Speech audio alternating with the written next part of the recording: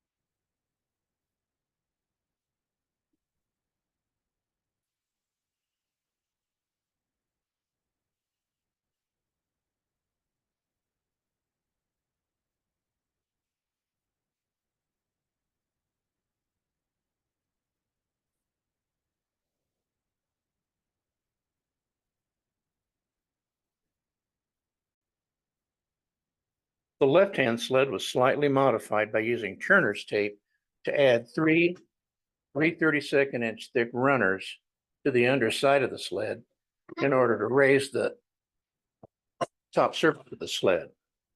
I needed to raise the surface of the left-hand sled because of the addition of my segment sweeper to the right-hand cutoff table. The right-hand cutoff table was modified by adding my segment sweeper using one countersunk screw. That's the only modification. The segment sweeper is made from one piece of flat 1/8 inch plywood and cut to fit against the saw blade. The top surface of the segment sweeper is slightly below the surface of the left-hand sled, and that's the reason for the addition of three 32nd-inch strips to the left-hand sled. I added a piece of thin veneer to the segment sweeper to sweep away the cutoff segment. The veneer touches the spinning saw blade during the segment cut and is shaped so it rides under the overhang of the spinning carbide blade tips. The 1/8 inch plywood of the segment sweeper never touches the saw blade. This projection at the lower left of the segment sweeper is filed to contact the left-hand sled when the segment sweeper is in the exact position for cutting. Again, the segment sweeper plywood never touches the saw blade, only the veneer.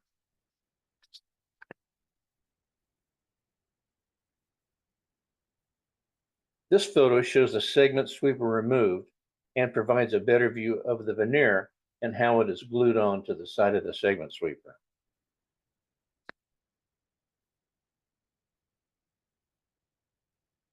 This photo shows the veneer slightly bent to the left. It's so it contacts the saw blade before the segment sweeper contacts the left-hand sled. If you ever find the veneer bent to the right or not bent to the right position, you can moisten the veneer and hold it that way until it dries, and then it should stay bent in the right position. Also, the veneer seems to act as a shield to keep the saw blade breeze from blowing the cutoff segment off the segment sweeper. Okay, I'm going to sand all the segments. I sand all 6 sides because they have generally little hairs near the cut joint, and if the hairs get in between the segments when I'm gluing, it'll ruin the ring. So I'll show you the sanding block I use. I like this sanding block. The surface is very, very flat. So when I sand a segment, it has a nice flat surface, and it's the surface that I'm sanding stays flat.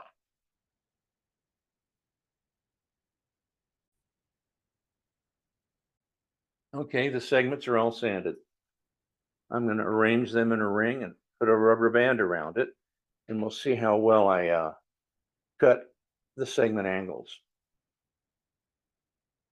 This is usually a formality with using one of Pete Markin's sleds because it does such a great job cutting the angles.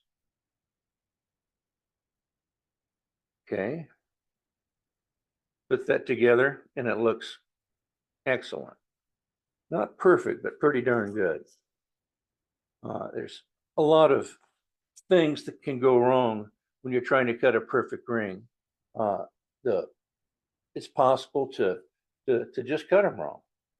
The way you cut it, the way you hold the board, if the board slides a little bit during the cut, if the length of the segment is slightly off, as you cut some perfect and you cut, say, one not quite right. Well, anyhow, a lot of things can happen.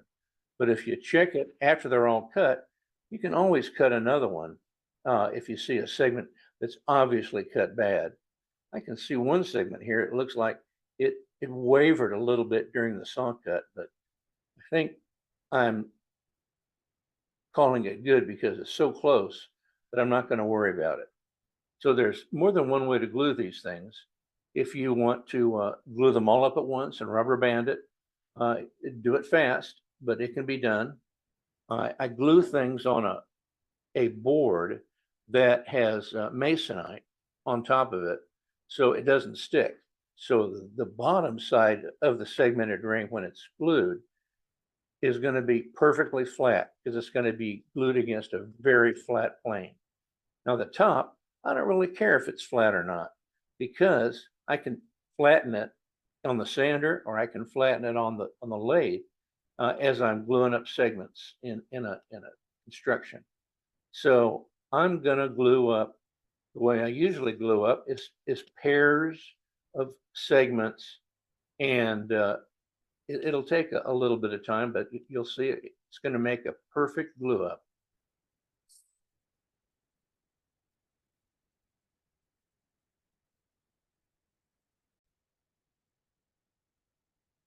Okay, here we go.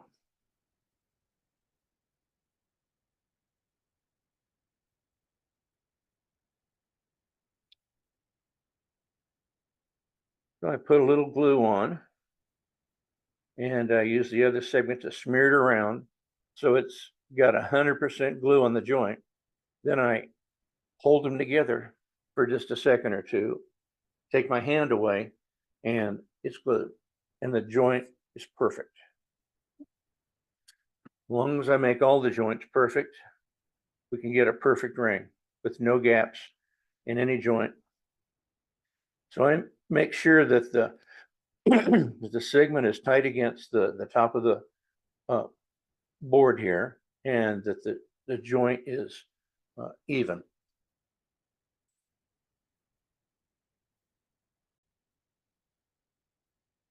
Okay, I've glued the pairs together.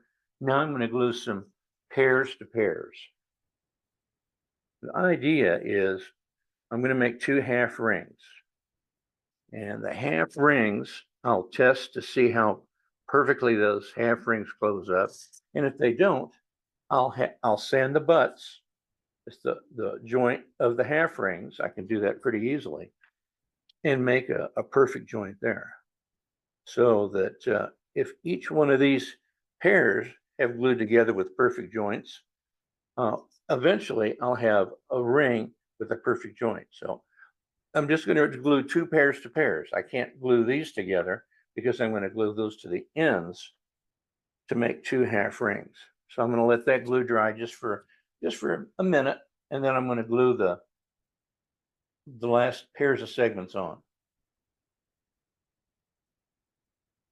Yeah, a minute's up.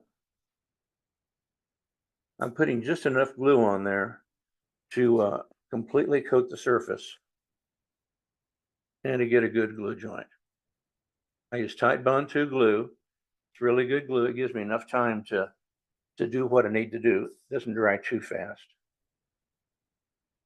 There's other good glues. To tell you the truth, almost any woodworking glue will work fine. There's cabinet glues nowadays are really good glues. So I have two half rings. If I put them together, it's really pretty close. It's not perfect, but each one of these segments glued together has got a perfect joint. And if I make this joint right here perfect, I'll have a perfect ring. So I'm going to let this glue dry for a little bit, and then I'm going to sand the joint. I'm going to sand this joint right here. Okay, the two halves are gluing. It's now dry. I put a pencil mark on the top side of this ring so I'd always know what is up and what is down. The downside is what I glued against this board right here, and it's very, very flat. So what I'm going to do is make sure that the bottom is as flat as it can be, and this joint here, the butt joint, I'm going to sand it. What I'm going to sand it with is the glass plate, 1/4-inch thick glass, and I've got 2 pieces of sandpaper, 80 grit, glued to it. So I'm going to do a little bit of this to the bottom. Very flat, very, very flat. Very, very flat. Now I'm going to sand the butt. Might be able to sand them both at the same time. It won't take too much. It takes a lot of sanding. Be better off sanding it with a disc sander or some other method. But this is fine for just a minor sanding, and that's all it takes with that Pete Markham sled. If you make your own sled, you may have to do a lot of sanding on the butt. So I'm going to test it. It looks pretty good. So I'm going to glue it. I'm going to glue it on the same piece of wood with masonite on top. Whoops. Oh, I caught that. I should sign up for the Royals.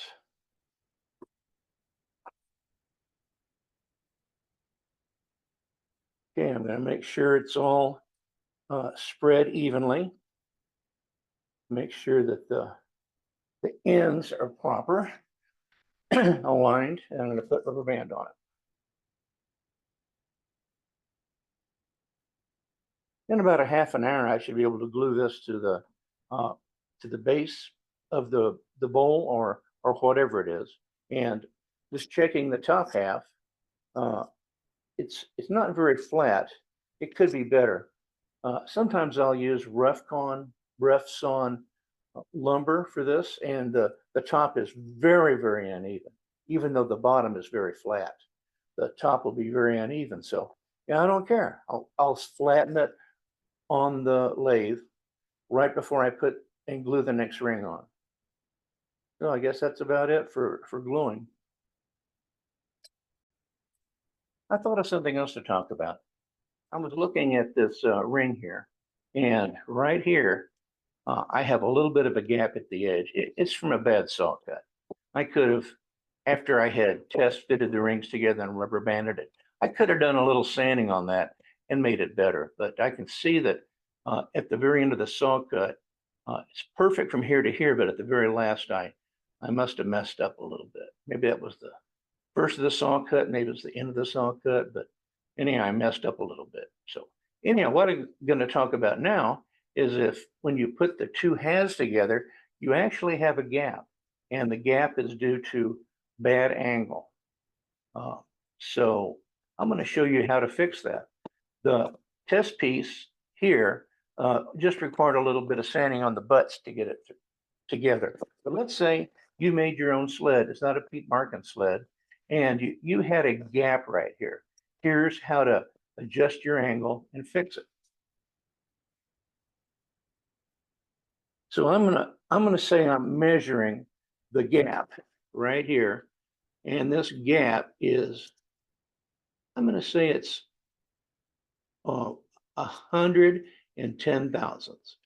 That's a degree, maybe 110 thousandths of an inch. So I'm going to put this over here, and I'll show you the calculations. So gap x in inches is equal to 110 thousandths. Now the next thing we measure is the diameter.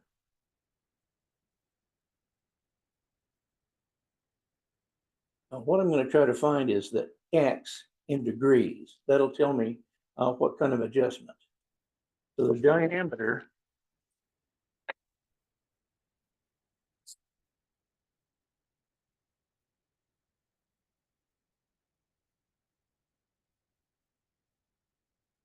it's equal to 5" 887 thousandths. 5" 887 thousandths. So I calculate the circumference.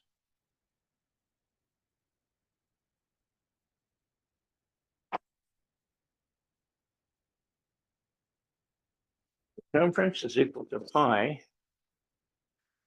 times diameter. That's equal to, get my phone out, calculate that.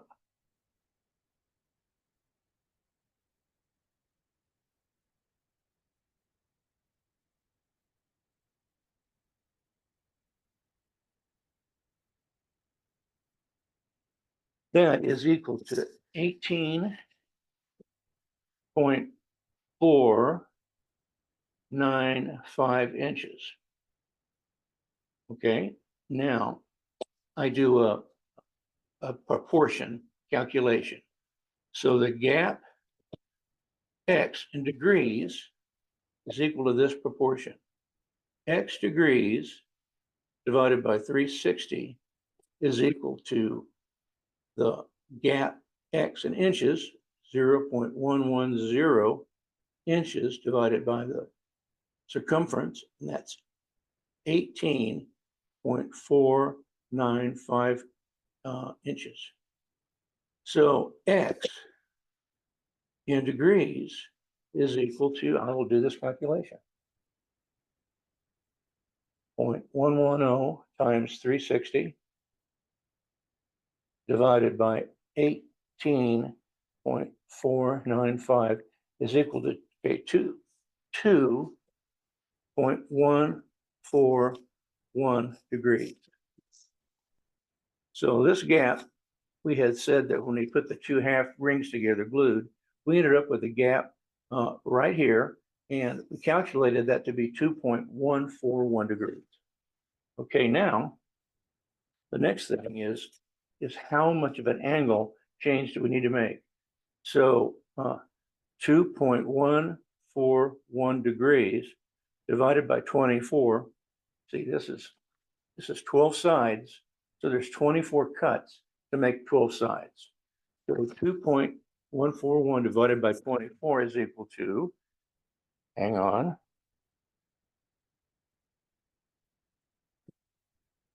0.089 inches. So inches, no, it's degrees. Thank goodness.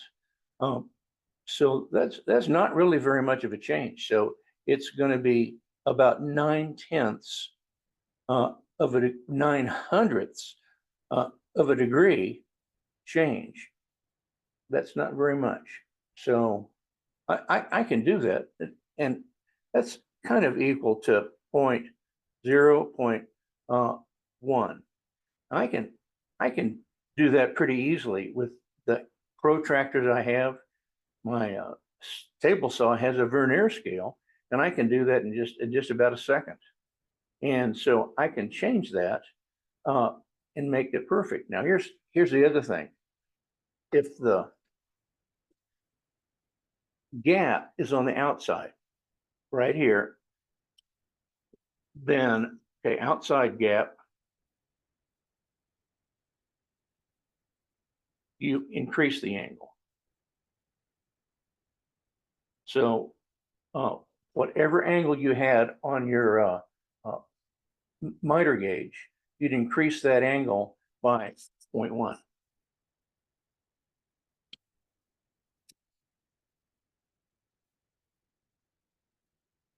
So it's not very much. Okay, if the gap is on the inside, all right, you do just the opposite.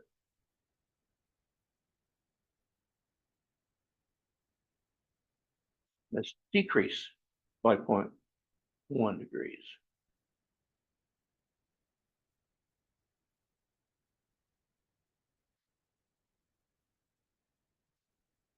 If you make that change and you make another test cut, a test ring, it's bound to be a lot closer.